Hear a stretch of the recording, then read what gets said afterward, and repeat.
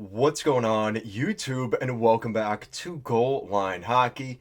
And today we are going to revisit the conversation about the 2025 NHL Draft. And with the New York Islanders selecting first overall, we're going to give a couple of updates on the Islanders in terms of their GM search, potentially a new coach, maybe Patrick Roy stays, and of course we'll be discussing the first overall pick to wrap up today's video. I got to be honest with you, this season was a rough one for the New York Islanders. And if you're not a fan of the Islanders, the pulse check on this fan base, it's a combination of missed opportunity and frustration for the Islanders. You look at some of the players on this team, you look at Barzal, Horvat, versions of players that we've seen in the past that were so good, just not performing at that same level this season. And then again, the injury bug really hurt this team as well. So it kind of makes you wonder going into next season, like where do the Islanders stand? And going into this whole new era of the Islanders with whatever GM they come up with, it is kind of interesting where the Islanders might go next. So the latest reports from the Islanders kind of looking in the direction of either Lou Lamoriello or Ken Holland will be the president of hockey operations for the Islanders. And then we're going to see a new general manager. Now, the big name that has come up recently, which in my opinion is the best option available. If the Islanders are genuinely looking for the best potential candidate available, it's hard to argue what Matthew Darche has done with the Tampa Bay Lightning as an assistant general manager. That's a hard candidate to pass up on if you're the Islanders. If he is interested in coming to the island and being the next general manager of the Islanders with the mentorship of a Ken Holland or a Lou Lamoriello, that might be the best direction for the Islanders right now. Because you look at the market for some of the guys that are available, and it's nothing against some of these guys, but I just don't think they are the best option. We look at maybe what's going on in Los Angeles right now with former Montreal Canadiens general manager Marc Bergevin. That seemed like an interesting option at one point. Again, there's also the Peter Chiarellis, which, God, if the Islanders went in that direction, it would be a really, really long decade for the Islanders. You look at some of the teams he's been the general manager of for the last couple of years, how many years he's set teams back. The Oilers would have had a cup by now if Peter Chiarelli wasn't an Oilers GM for that little bit of time.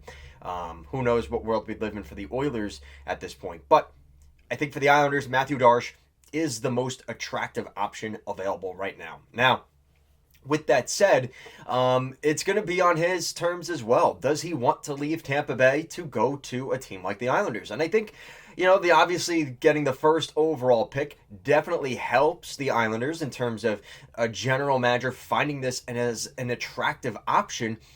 But that's kind of going to lead into the next conversation, which we'll have, which is the head coaching situation and, of course, the draft situation. So, honestly, I don't think it matters who the general manager is of the Islanders. I think the pick is pretty much has to be set in stone, in my opinion. I think in any other circumstance, if it was the second pick, if it was the third pick, that's one thing. But the first overall pick, the best player in this year's draft class, is available to you. Nobody has selected anybody yet. It is not a matter of, well, we're going to take the best of whoever they don't take. No. The Islanders get the say on who gets to be the cream of the crop player in this year's draft class. And based off of what we have seen, it seems pretty much a certain that Matthew Schaefer is the best player available here.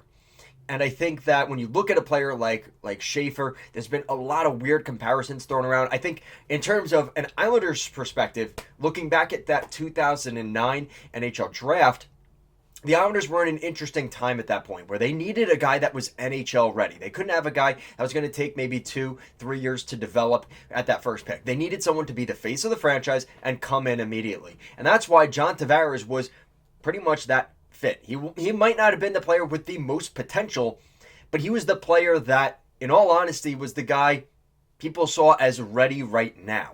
And there was some concerns, even back then when he was drafted, about potentially his skating. With the speed of the game becoming the way it was, there was some genuine concerns about that. And over the years, we've seen that definitely take a toll on Tavares' career. He still puts up good numbers, but that has always been seen as sort of a setback with Tavares. So the John Tavares type player in this draft is kind of seen as Michael Misa. Now, it's definitely a different comparable. Like, these are not the same player here.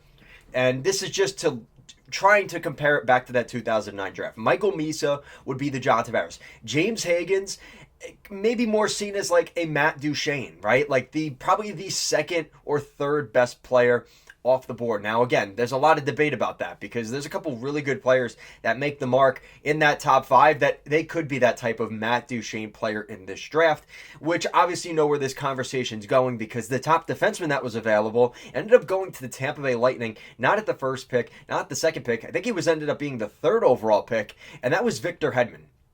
Now, I'm not saying that Matthew Schaefer is the next Victor Hedman, but in terms of the kind of the context of this draft, that might be what you're looking at here with a Matthew Schaefer, as a guy that he might not even be NHL ready next season. We've seen a lot of the last couple of defensemen drafted in the top five in the NHL draft not playing in their first season. Going even back to the Buffalo Sabres, Owen Power playing his final season in Michigan, he didn't even come to the Buffalo Sabres in year one. That does happen, and we do tend to see defensemen take a little bit longer to develop. But with the way the Islanders are right now, do they need the player that is available right now who maybe doesn't have as high of a ceiling or as high of a potential? Or do the Islanders go with the best player available? It might take you another 2 or 3 years to see that best version of the player, but you're going to be getting the best player that's available at your spot. And that's why the Islanders should take Matthew Schaefer with this pick and kind of just run away home with that. Now, the next conversation is what do you do with the James Higgins situation? Because the thing that everybody's been throwing around on the internet is, well, then let's say at number 2, Michael Misa ends up going to the San Jose Sharks. Fine. But what about San Jose when Mike Grier was saying that they were willing to maybe trade the first overall pick had they had that? Now, does that still stand if they have the second overall pick? If they have the second overall pick with all the prospects and guys that they have already, do they, of course you would take another Michael Misa at that spot, but what if they ask the Islanders, hey, listen, what if we make a package here where you're going to get your guy, you're going to get James Higgins at that second pick? Because here's the problem. Everyone's saying that second pick goes to San Jose. They take Michael Misa.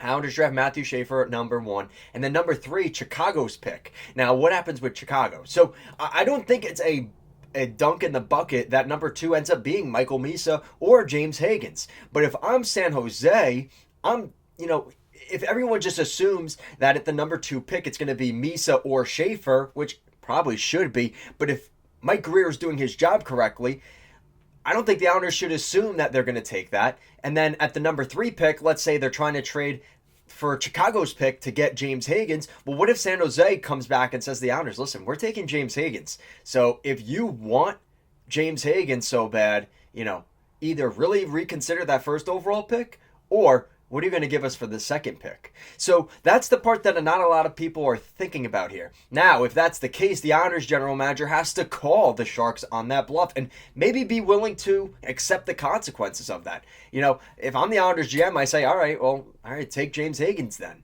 right? And if there's a better package from the Blackhawks at the third pick, then you do that instead. And if San Jose takes James Higgins at 2, then they take James Higgins at 2. You play him twice a year, 1 game in San Jose, 1 game on Long Island, and you call it a day. And James Higgins will probably score a hat trick on you every single time he comes to UBS Arena. But it's once a year, and it is what it is. If you can live with that, that's one thing.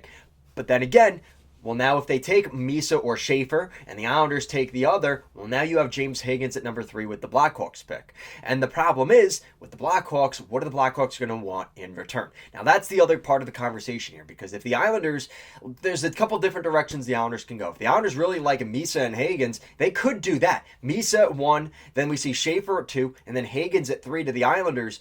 Well, now that creates an opportunity where maybe you're willing to trade a Cole Eiserman. Now, I think that's a silly idea for the Islanders to trade Cole Eiserman, because then you're basically trading Cole Eiserman for maybe what could be James Higgins, who could be good, you're kind of gambling there, because that's probably going to be the asking price if I'm the Blackhawks. I'm asking for the Islanders' top prospect, and right now, it might be Cole Higgins.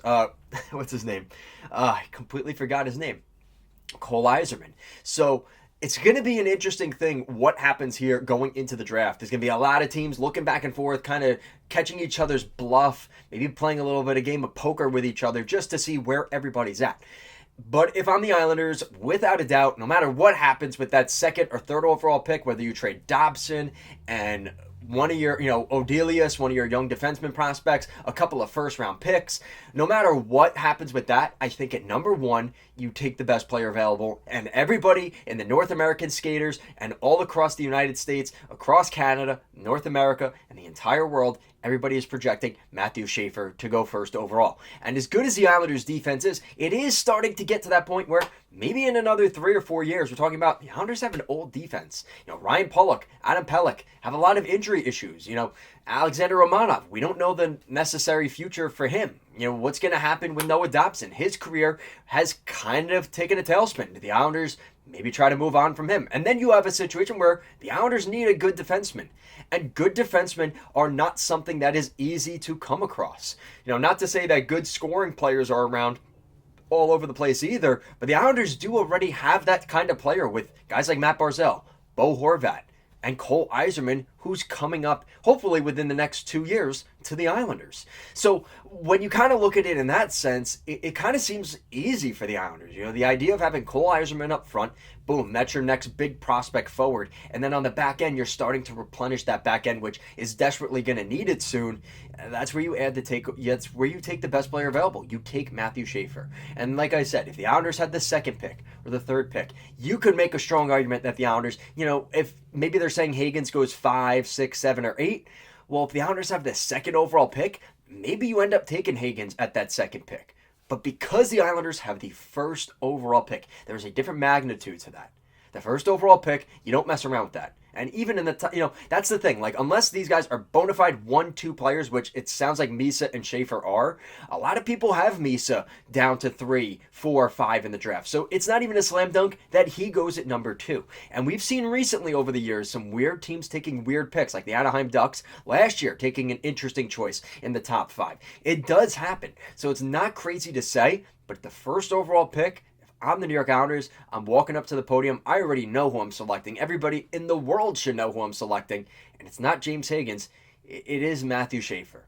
And I love the idea of the Islanders getting James Higgins. I think, being a Long Island guy myself, the idea of getting drafted by the team that you grew up cheering for all those miserable, horrible years on Long Island, I know he would love nothing more than to bring a Stanley Cup back to Long Island for the New York Islanders and the fan base. But it's got to be in the right circumstance. And as much as my heart wants them to take James Higgins at number 1, you have to look at this as a general manager, cold, hard, analytical. You take James Schaefer. I keep messing up the names. Matthew Schaefer. He's got to go number 1. So let me know what you guys think down below. What do you guys think of the Islanders in terms of the GM search, which Matthew Darche, please, we would love you here. I think that's a great pick for the Islanders. We'll see what they end up doing there. And of course, let me know what you think the Islanders should do with that first overall pick. Guys, as always, thank you so much for watching today's video. Make sure to like, comment, share, and subscribe as always. And I'll see you again next time.